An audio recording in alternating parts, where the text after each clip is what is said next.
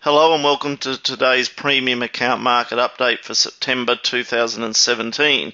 Any individual reading or listening should discuss with their financial planner or advisor the merits of any recommendation or offer presented in this material for their own specific circumstances and realise that not all investments are appropriate for every individual. Presented today, myself, Leon Hine, Managing Director of Investor Signals, have over 18 years of experience in the financial services industry and a current licensed securities and derivatives advisor.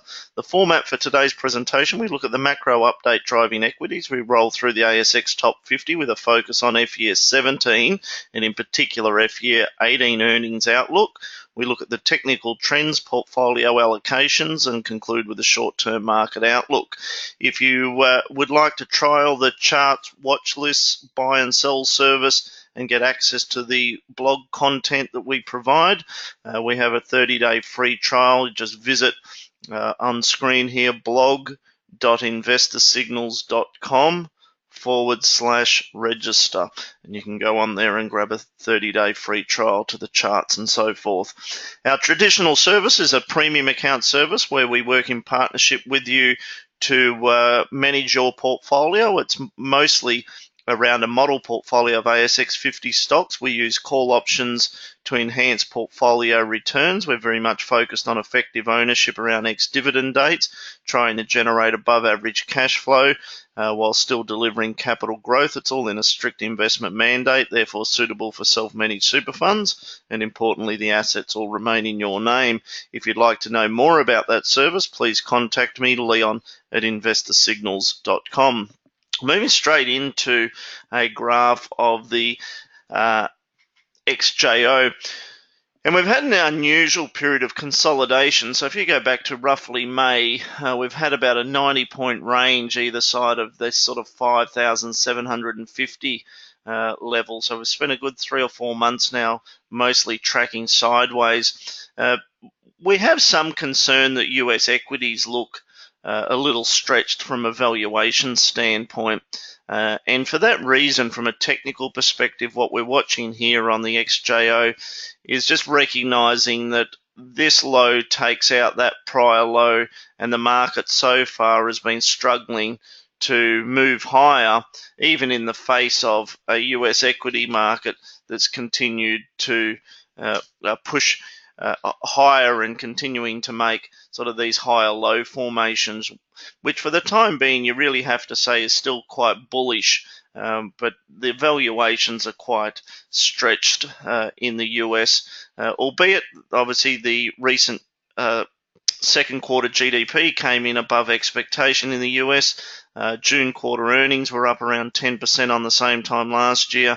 But what worries us when we look at the US market is the limited breadth, where there's a smaller group of companies that are delivering the outperformance in the index, whilst almost 50% of the S&P 500 stocks are off by average at least 10% from their highs. So the internals for the S&P 500 are not as strong as what we'd like to see, and that can often be a leading indicator to weakness in the soon developing in the broader market.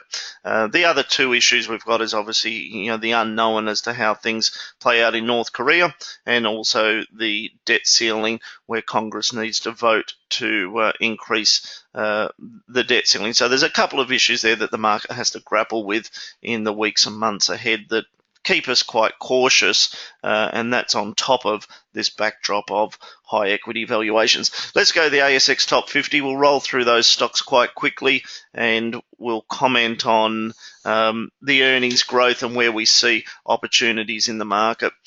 So AGL at $27, I was maintaining on these recordings that the stock was expensive. We saw fair value back down at around $22. It's pulled back down to there. Even at the moment, it's on 20 times earnings and a 3.6% dividend yield.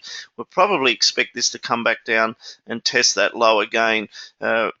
if we just switch off those, so using the pen up there, we switch off those yellow markers which links through to the post, and we can focus on the algorithm signals.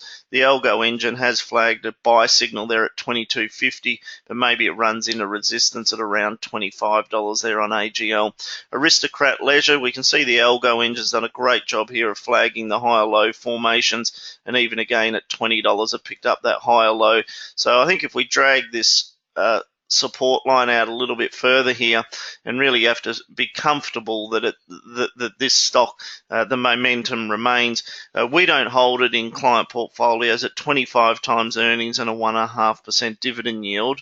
We were looking for an opportunity to maybe buy back in at lower levels, but granted, the Algo Engine there's doing a good job of picking up the higher low. Amcor, we don't mind this name. Again, the Algo Engine's done a great job picking up these higher lows. The recent buy signal at $15. At this level, the stock's at 21 times earnings and a 3.5% dividend yield. So, there is an opportunity to hold this, sell tight covered calls. To the extent that we do own it, we've sold calls at around $16, and we're just trying to strip the income out through the dividend and the call option income only. AMP, so it's another one where the Algo Engine's just flagged a buy down here at around $5. We got this at 14 times earnings and a 5.7% dividend yield. We see it mostly trading sideways. ANZ Bank, so we've had an algo buy signal here on ANZ. All the banks are roughly trading on the same multiple, about 12, 13 times earnings and about a 5.5% dividend yield.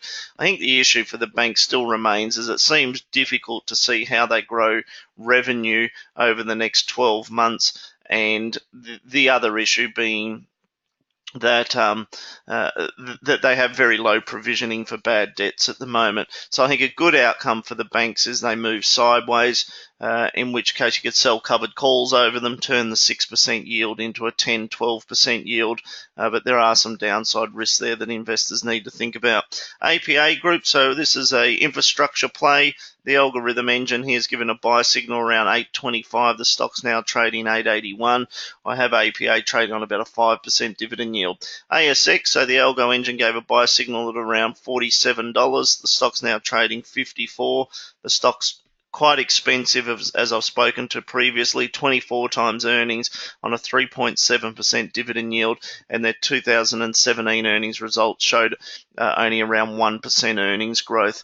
Horizon, we're cautious on this name here. We think that the company will likely cut its dividend in the next 6 to 12 months at 21 times earnings. We're looking for this to trade a little bit lower throughout the rest of the year.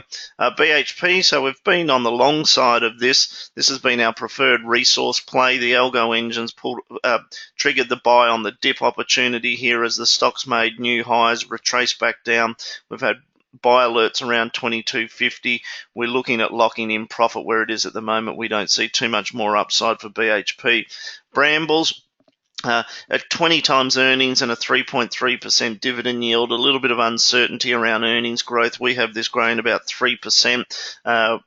So therefore, you'd have to sort of reach a conclusion around $9.50 to $10 is full value here for Brambles. So to the extent that we own it, we're selling tight covered calls and turning that cash flow into sort of 10 to 12% per annum. CBA, we've had an algorithm short signal here at around $85. So since then, the stock's sold off roughly $10, and obviously CBA not only has the same issues to deal with that the other banks do from a earnings growth perspective, but obviously they're also facing some pretty serious allegations around breaches of compliance that will really are yet to be fully understood by the market as to what those liabilities look like 6, 12 or 24 months out. And I think you just got to be a little bit careful there with CBA that there's not the perfect storm where we have some deterioration in credit quality at the same time where they're having to reduce dividends, increase provision for bad loans, and deal with the fines that'll probably be coming their way off the back of these compliance oversights. So from pure jumping back to CBA, so from a pure technical perspective, we've got the lower high formation. Unless we probably, and if we, I suppose, if we just draw a quick trend line here, and just recognise that it's really been in a downtrend there for the last couple of years, and unless the bank, and most of the banks all sort of display this same pattern, unless you can really see price sort of trade back above and build support, I'm just not sure that there's an argument that there's much upside momentum for these banking stocks in the near term. Computershare, we think this stock's expensive, 20 times earnings on a 2.4% dividend yield, and we have some question marks over future earnings growth. CSL, it's expensive, but we've got this bullish momentum here. The algorithm signals have been performing well. We last had a buy entry here at around this 120 level. It's trading 130. There's around 10 to 15% earnings growth in CSL. So I think you just need to think about it in the context of a stop loss below 120, but the momentum certainly favours that trading higher. Caltex has been one of our preferred allocations. We see this making higher high, higher low. Earnings came in ahead of market expectations. We have the stock on about 14 times earnings and about a 3.6% dividend yield. Owning it, selling tight covered calls makes sense where you're driving that 10 to 12% cash flow. Dexus, so we're just aware that the Algo Engine has given a buy signal around $9, but not doing there at the moment. Fortescue, we sort of had this buy on the dip through here in Fortescue, but we have some concerns over whether iron ore prices can push higher, and we're not doing there at the moment. Goodman Group, so we like this within the property space, but have always recognised that the stock trades on quite a premium, and there's no ability to do options over Goodman. So our preference has been to move towards GPT. To put some numbers on Goodman, the stock trades about 20 times earnings and on 3.15% dividend yield, so quite expensive for a property trust. GPT, 16 times earnings on a 5% dividend yield. I thought the earnings result looked okay. They upgraded the outlook a little, but owning it here and selling very tight covered calls, again, we're not looking for much in the way of capital growth, but there's an opportunity there to deliver some reasonable cash flow from the dividend and the call option income. Insurance Australia Group, 16 times earnings on a 4.7% dividend yield. Maybe it trades back up to around 660. Don't see it doing too much more above that. If we just jump back and see what the last algo signal, so we had an algo buy signal here at around $5.70, and the stock's performed very well, continues in that sort of higher-low formation. Incitec, this is on the radar, just simply that we've broken out, created a higher high. We're back here. We're getting the algo buy signals at around this 330 level, with the stock on 17 times earnings and a 3% dividend yield. So happy to sort of keep that on the radar. James Hardie, well, I've always sort of maintained a view when the stock was trading up at around this $22 that it was overpriced. We've seen the stock sell off about $4 or $5 since then. Even still, with the sell-off that the stock's gone through, it's on 23 times earnings and a 2.9% dividend yield. So we're mindful that we've got the algorithm buy signals here, but just from a pure valuation standpoint, we've been steering clear of James Hardie. And we got out of the stock at higher levels in our client portfolios. Lendlease, we don't own this, continue to remain a bit cautious of some of these property names. At 12 times earnings, 3.9% dividend yield, they delivered about 8% underlying earnings growth. We've got an algorithm buy signal here at around 15.50. If we extend that out, and I think you just need to be running a stop loss on a break below that level there. If you're running positions in Lendlease. Mirvac Group, we're not doing it there at the moment. Medibank Private, so we had an algorithm buy signal at around this sort of $2.70 level. The earnings result came out ahead of market expectations, and the stock now trades on 19 times earnings and about a 3.9% dividend yield. So I think it's full value, and you want to be looking at selling at the money covered calls to boost that cash flow. Macquarie. So with a backdrop where we're concerned about US equity valuations, it's hard to get too bullish here on Macquarie, but from a technical perspective, we've got a higher low here at around this $85 level. So again, giving it the benefit of the doubt, stay on the long side until the stock breaks back down below that support level. National Australia Bank, same thing, 12 times earnings on about a 6.5% dividend yield. algorithm buy signal here, so let's extend this out. But again, we remain a little bit cautious of the banks as to how much upside momentum there is in this current earnings environment. So stop losses need to be applied on a break back below $29. Newcrest Mining, so we actually have been recent buyers of this at around $20 in client portfolios. And we're mindful that we've now got an algorithm short signal here. So whether it's an opportunity to take profit or whether we just see the stock push a little bit higher, but that's something that we're watching closely during the course of the next week. Origin Energy, this has been one of our preferred allocations. It's making higher highs and higher lows. We had a buy on the dip on the algo signal there at around 670. The stock's now trading 768. Looks like it could push up to around $8. I think it's full value at or near that level. Orica not doing there at the moment, albeit the algorithm signal gave a buy at around 1750 and the stock's performing well. Oil Search, we've got a short signal or a sell here at around $7. Energy prices still seem to be struggling to sort of break through recent resistance levels. If you look at Oil Search, it's really tracked sideways for the most part of the last 18 months. And until we see the stock actually break back out into a higher high, and we'll look at the next algorithm buy signal, we have to sort of, I think, sort of take note of the sell signal there at present. Qantas, so we had a buy signal here again on the dip back at around $5. The stock's pushing a little bit higher. In QBE, so sell signal here, QBE's rolled over. The earnings disappointed the market a little. We've got the stock on 14 times earnings and a 4.6% dividend yield. Ramsay Healthcare, so we just had a buy signal on this on Thursday. The earnings result came out, and if we just sort of zoom out and have a look at the range of that particular day, we can see here it traded down to a low of $65 and then reversed and closed back up at around 68.30. So it's early days yet, but we'd expect to see the stock sort of hold that $65 low. And from a valuation, we have at 25 times earnings, 2% dividend yield, and the company's indicated that they should continue to deliver about 12% earnings growth over the next 12 months. So we'll keep an eye on Ramsay and looking for ongoing buying support to hold that algorithm buy signal.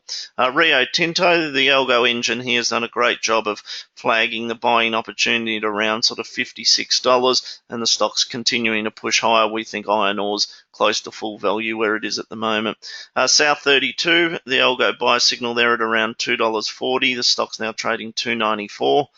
Centre Group, so we had a buy signal back here at around $4 and the stocks continue to sort of break down. So if we go to the numbers here, the company delivered about 3% underlying earnings growth. We have it on 16 times earnings and now 5.6% dividend yield.